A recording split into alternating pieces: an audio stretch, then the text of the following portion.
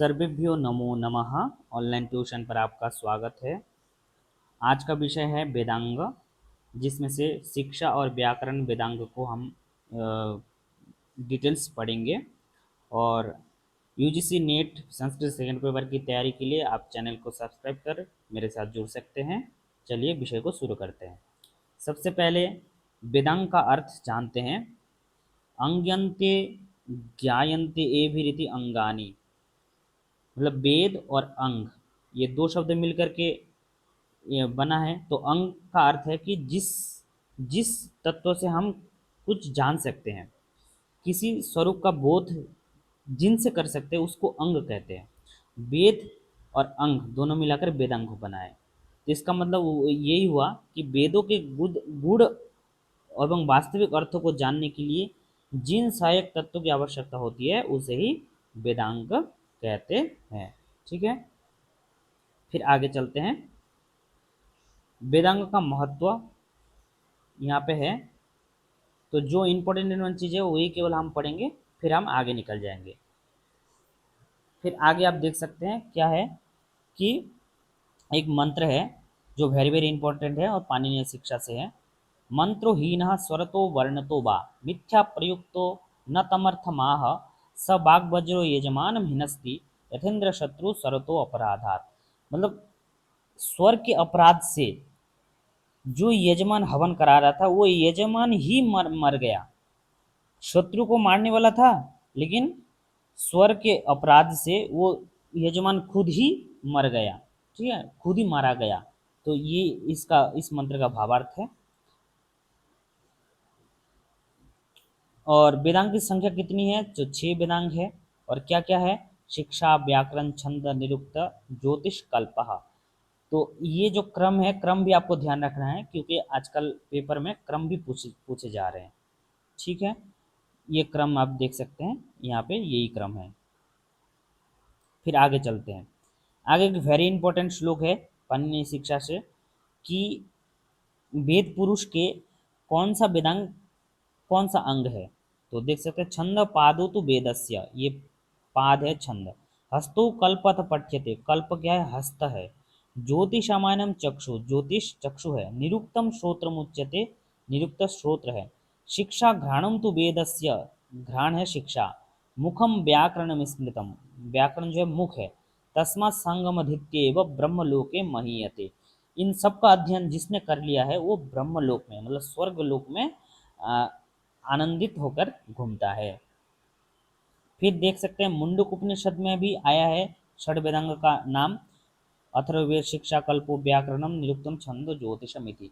Very very important है। आपको पूछा जा सकता है कि वेदांग का सर्वप्रथम उल्लेख किस उपनिषद में आया है, तो आपको बताना है मुंडक उपनिषद में। फिर आगे चलते हैं, शिक्षा वेदांग के बारे में विस्तार से पढ़ते हैं। शिक्षा का आचार्य सायन ने ऋग्वेद भाष्य भूमिका में शिक्षा की परिभाषा प्रदान की है। जैसे स्वर वर्णाद्युच्चारण प्रकारो यत्र शिक्ष्यते उपदिश्यते सा शिक्षा। मतलब स्वर, वर्ण, उच्चारण प्रकार आदि इनके बारे में जहाँ पे वर्णन किया गया है उसे ही शिक्षा कहा जाता है। फिर आगे चलते हैं। आगे क्या है? तैतृय उपनिषद में शिक्षा के 6 अंगों का उल्लेख किया गया है।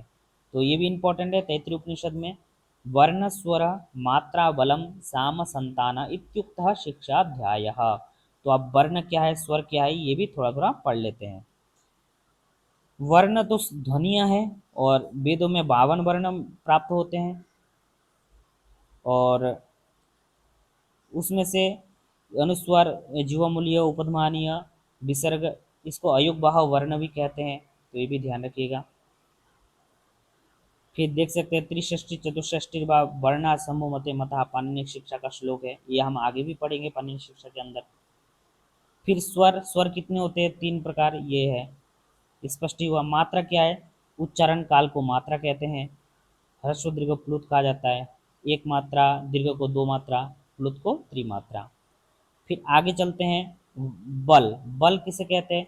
वर्णों के उच्चारण में होने वाला प्रयत्न और उनके उच्चारण स्थान, इन दोनों को बल कहा जाता है। तो आपको पूछ सकता है कि बल के अंतर्गत क्या क्या आते हैं, तो प्रयत्न भी आते हैं और उच्चारण स्थान भी आते हैं। कितने होते हैं स्थान, उच्चारण स्थान 8। फिर आता है साम। साम का अभिप्राय क्या है, समविधि से सुस्पष्ट एवं सुस्वर से उच्चारण, अच्छे से बहुत सुस्वर के साथ उच्चारण करना ही साम कहलाता है। ठीक है, फिर आगे चलते हैं। संतान, इसका भी अर्थ इंपॉर्टेंट है। संतान मतलब संहिता, अर्थात पदपाठ में प्रयुक्त शब्दों में संधि और नियमों को लगाना, इसको कहते हैं संतान। अब पाठक के गुण, पाठक के गुण कौन कौन से हैं, देख सकते हैं। माधुर्य अक्षर व्यक्ति पदच्छेदस्तु सुस्वर धैर्यम लय समर्थम च षडेते पाठका गुणा, 6 प्रकार के पाठ के गुण हैं और इसका अर्थ आप लोग एक बार देख के पढ़ सकते हैं। फिर पाठक के दोष भी 6 प्रकार के हैं, क्या क्या है, तो आप देख सकते हैं। गीति शीघ्री शिरा कंपी तथा लिखित पाठक अनर्थज्ञ अल्प कंठश्च षडेते पाठका धमाहा, पाणिनि शिक्षा के अंतर्गत है। तो इसमें से गीति मतलब गायन करके पढ़ना, शीघ्री शीघ्रता पूर्वक पढ़ना, शिरकंपी शीर को कंपन करते हुए पढ़ना, लिखित पाठ का लिखा हुआ को पढ़ना, अनर्थज्ञ बिना अर्थ जाने पढ़ना, अल्पकंठस्थ मतलब अधूरा याद हुए मंत्र को बोलना, ये सारे के सारे पाठक के दोष है। आप चलते शिक्षा ग्रंथ के बारे में। उपलब्ध शिक्षा ग्रंथ 35 है। और एक जो इम्पोर्टेंट बात है कि 32 शिक्षा ग्रंथों का एक संकलन शिक्षा संग्रह नाम से प्रकाशित हुआ है, ये भी आपको जानना है। फिर आगे चलते हैं, कुछ शिक्षा ग्रंथ, महत्वपूर्ण शिक्षा ग्रंथ को आप पढ़ते हैं। पाणिनीय शिक्षा, इसके ये बहुत प्रसिद्ध है और सिलेबस में भी लगा हुआ है, आगे अच्छे से हम पढ़ेंगे भी। इसमें 60 श्लोक है। फिर चलते हैं याज्ञवल्क्य शिक्षा, इसमें 232 श्लोक हैं। फिर प्रातिशाख्य प्रदीप शिक्षा, ये भी इंपॉर्टेंट है, नाम नाम इंपॉर्टेंट है, आपको याद रखना है। और नारदीय शिक्षा, ये भी इंपॉर्टेंट है, सामवेद से रिलेटेड है। और प्रदीप शिक्षा ये यजुर्वेद से है। कुछ अन्य शिक्षा ग्रंथ है, केवल नाम नाम आपको ध्यान रखना है। स्वरांकन शिक्षा, मांडव्य शिक्षा, केशवी शिक्षा, वर्ण रत्न प्रदीपिका, ये जो है वेरी वेरी इंपॉर्टेंट शिक्षा ग्रंथ है। उसके आगे इन शिक्षा ग्रंथ, ये सारे शिक्षा ग्रंथ जो है किसी न किसी वेद से संबंधित है, वो भी आपको ध्यान रखना है। तो आगे हम उसको उसको भी पढ़ेंगे। चैनल को आप अवश्य सब्सक्राइब कीजिएगा ताकि आप कंटिन्यू जो भी वीडियो डाले वो आपको आपके पास पहुंचता रहे। आगे चलते हैं, व्याकरण वेदांग के बारे में पढ़ते हैं। व्याकरण 2 प्रकार के होते हैं, लौकिक व्याकरण जो हम आज के व्याकरण आज का व्याकरण है, और वैदिक व्याकरण जो वेदकालीन व्याकरण है उसको वैदिक व्याकरण कहते हैं। व्याकरण का अर्थ, व्युत्पत्ति अर्थ देख सकते हैं। व्याक्रियन्ते विविच्यन्ते शब्दा अनेन इति व्याकरणम, मतलब ऐसे ग्रंथ जिस ग्रंथ के द्वारा हम विविच्यन्ते व्याख्या करते हैं, व्याक्रियन्ते उसको अलग अलग किसी भी शब्द को तोड़ तोड़ के व्याख्या करते हैं, तो उसी को व्याकरण कहा जाता है। फिर आगे चलते हैं, व्याकरण का दार्शनिक रूप, इसमें देखते हैं। इसमें क्या कहा गया है, दृष्ट्वा रूपे व्याकरोत् सत्यानृते प्रजापति अश्रद्धाम अनृते अदधात श्रद्धाम सत्य प्रजापति, ये यजुर्वेद का मंत्र है। सत्य को श्रद्धा के योग्य और असत्य को अग्राह्य या त्याज्य बताया गया है, ये पूरा मंत्र का अर्थ। और ये वेरी वेरी इंपॉर्टेंट मंत्र है क्योंकि पूछ सकता है। फिर एक इंपॉर्टेंट मंत्र है, चत्वारि श्रृंगा त्रयस्य पादा द्वे शीर्षे सप्त हस्तासु अस्य त्रिधा बद्धो वृषभो रोरवीति महोदेवो मर्त्याम आविवेश, ऋग्वेद से लिया गया है। इसका जो अर्थ है ना, ये वेरी वेरी इंपॉर्टेंट है। अर्थ क्या है वो भी पढ़ते हैं। चत्वारि श्रृंगा मतलब एक बैल है, उस बैल का 4 सिंह है, तो 4 सिंह मतलब किसके तरफ इशारा किया है, चार जो नाम आख्यात उपसर्ग निपात है, ये 4 पद का वर्णन किया गया है। त्रयोअस्य पादा मतलब पैर है, तो 3 पैर मतलब वर्तमान भूत भविष्य 3 कालों को बताया गया है। द्वे शीर्षे 2 सर हैं, तो 2 सर मतलब सुपर तिंग प्रत्यय, इन दोनों प्रत्ययों को बोला गया है। और ये बहुत बार पूछा भी गया है, तो इसलिए आपको ध्यान रखना है। सप्त हस्तासो मतलब 7 हाथ है, तो 7 हाथ मतलब 7 विभक्तियों को बोला है। त्रिधा बद्धो मतलब 3 स्थान पर बाधा बाधा हुआ है, तो 3 स्थान मतलब हुआ उर, कंठ और सिर, इन तीनों स्थानों को बोला है। तो इस प्रकार शब्द ब्रह्मरूपी महादेव मनुष्य के शरीर में व्याप्त है। वृषभ मतलब बैल, ये बैल का वर्णन किया है, मतलब बैल के माध्यम से इसमें व्याकरण का भी वर्णन है। फिर आगे चलते हैं, व्याकरण के उद्देश्य। उद्देश्य क्या है? रक्ष ऊह, रक्ष ऊह आगम लघु लघु असंदेह महावाष्य में आया हुआ है। ऊह मतलब तर्क, यथास्थान विभक्ति परिवर्तन, वाच्य परिवर्तन आदि के लिए। फिर आगे चलते हैं, आगे जो है संस्कृत व्याकरण के आचार्य और उनके महत्वपूर्ण ग्रंथ, वेरी वेरी इंपॉर्टेंट, ये मतलब ये तथ्य जो बहुत ज़्यादा इंपॉर्टेंट है। सबसे पहले तो पाणिनि ने अष्टाध्यायी में पूर्ववर्ती कितने आचार्यों का उल्लेख किया है? तो 10 आचार्यों का उल्लेख किया है जो पाणिनि से पूर्ववर्ती है। उन 10 में से जो इंपॉर्टेंट नाम है वो आप देख सकते हैं, आपिशली, काश्यप, गार्ग्य, भारद्वाज, शाकटन, स्फोटायन, ठीक है ना। फिर प्रातिशाख्य आदि जो ग्रंथ है उनमें 75 पूर्व पाणिनि आचार्य, कितने आचार्य? 75 आचार्यों का उल्लेख है, जिनमें से कुछ मुख्य मुख्य है, शिव, बृहस्पति, इंद्र, व्याढ़ी, देखो व्याढ़ी ये इंपॉर्टेंट है। फिर शाकल्य, शौनक इंपॉर्टेंट, हारित। फिर आगे चलते हैं, कुछ यहाँ पे विशेष उल्लेखनीय भी है, जैसे शिव, महेश्वर, इन्होंने क्या दिया है? महेश्वर सूत्र को दिया है, इन्हीं के नाम से महेश्वर सूत्र पड़ा है। फिर इंद्र जो व्याकरण है इनके द्वारा कौन सा व्याकरण दिया गया है? ऐन्द्र व्याकरण, ठीक है ना, जो पाणिनि की अष्टाध्यायी से लगभग 25 गुना बड़ा है और उसमें 25,000 श्लोक था। और आचार्य ब्याडी, ये भी एक महावैयाकरण और दार्शनिक थे, इनका प्रसिद्ध ग्रंथ कौन सा है? संग्रह, और इनका परिणाम 1 लाख श्लोक, मतलब इस संग्रह ग्रंथ में 1 लाख श्लोक थे। फिर आता है स्फोटायन, जो जिनका स्फोटवाद सिद्धांत है, और यंत्र सर्वस्व के रचयिता भारद्वाज ने चित्रिन्यवेति स्फोटायन सूत्र के द्वारा आचार्य स्फोटायन को विमान शास्त्र के विशेषज्ञ वैज्ञानिक बताया था। फिर आगे आचार्य पाणिनि 5वीं शताब्दी ईसा पूर्व, इनके अन्य नाम देख सकते हैं, और इनका सुविख्यात ग्रंथ है अष्टाध्यायी, और लगभग 4,000 इसमें सूत्र है और 8 अध्याय है। फिर आगे है कात्यायन। तो इन आचार्यों, सभी आचार्यों का आपको समय भी ध्यान रखना है कि चतुर्थ ईसा पूर्व, साथ में इनका ग्रंथ जो है वार्तिक, ये ग्रंथ भी आपको ध्यान रखना है, ठीक है ना। फिर आचार्य पतंजलि 150 ईसा पूर्व, इनके अन्य नाम क्या है? गोनिका पुत्र, गोर नदी अधिपति शेषाही, वेरी वेरी इंपॉर्टेंट, और इनका भाष्य ग्रंथ है महाभाष्य, ठीक है।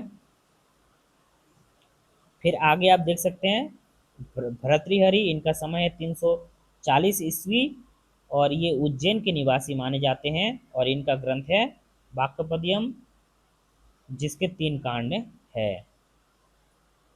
जयादित्य वामन, इनका समय क्या है? 660 ईस्वी, क्योंकि काल भी आजकल बहुत ज़्यादा पूछे जा रहे हैं, तो इसीलिए काल को भी आपको ध्यान रखना है, साथ ही साथ ग्रंथों का नाम भी।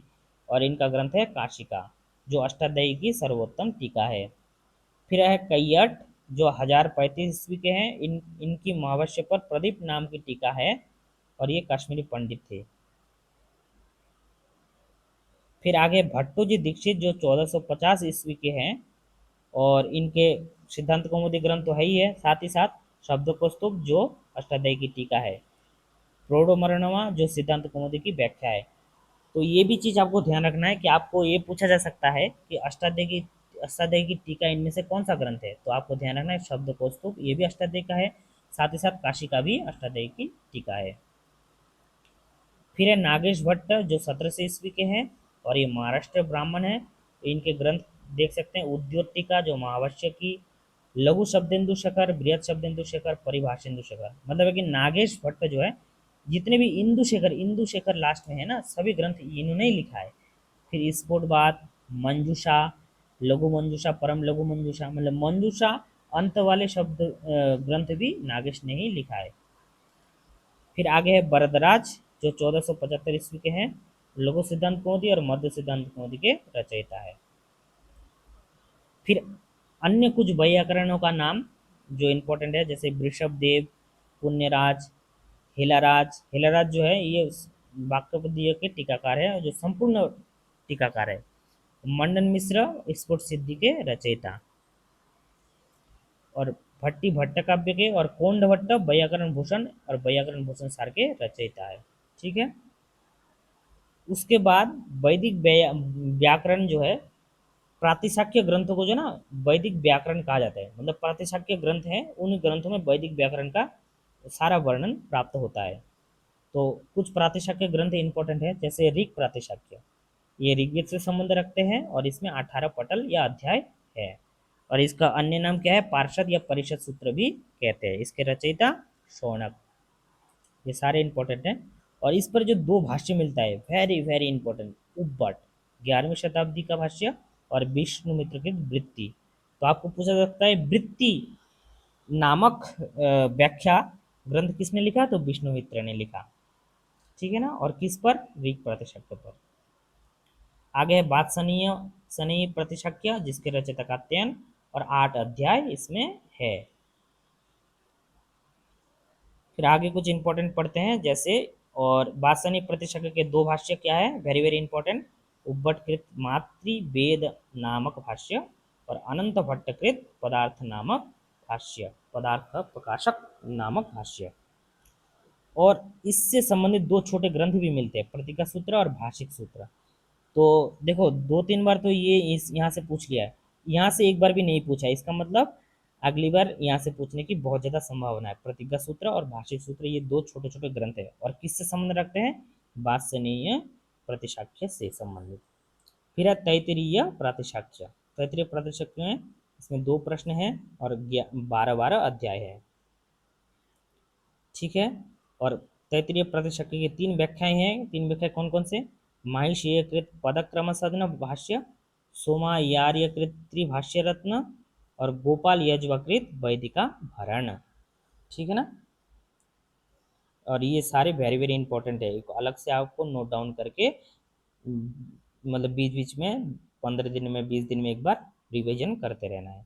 फिर सामवेदीय प्रतिशाख्य कौन कौन से है, पुष्प सूत्र, पुष्प ऋषि इसके रचयिता, 10 प्रपाठक है इसमें।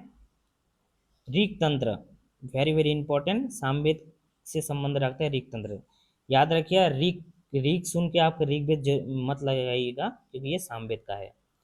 और ऋग तंत्र व्याकरण भी इसको कहते हैं, और इसमें 5 प्रपाठक या अध्याय है और 280 सूत्र है। इसके रचयिता है शाकटायन जी। अब आगे चलते हैं, अथर्ववेदीय प्रातिशाख्य क्या है, चतुराध्यायिका, ये जो है शौनक द्वारा रचित है और अथर्ववेद से संबंध रखते हैं। तो इस प्रकार से जो है शिक्षा और व्याकरण वेदांग पूरा हो जाता है, और आगे हम छंद शास्त्र के बारे में पढ़ेंगे। तो इसी तरह से आप अवश्य चैनल को सब्सक्राइब बने रहिए, साथ ही साथ दोस्तों को भी शेयर करिए जिसको ज़रूरत है, और लाइक शेयर कमेंट भी करिए। यहाँ तक बने रहने के लिए आपका बहुत बहुत धन्यवाद। Thank you.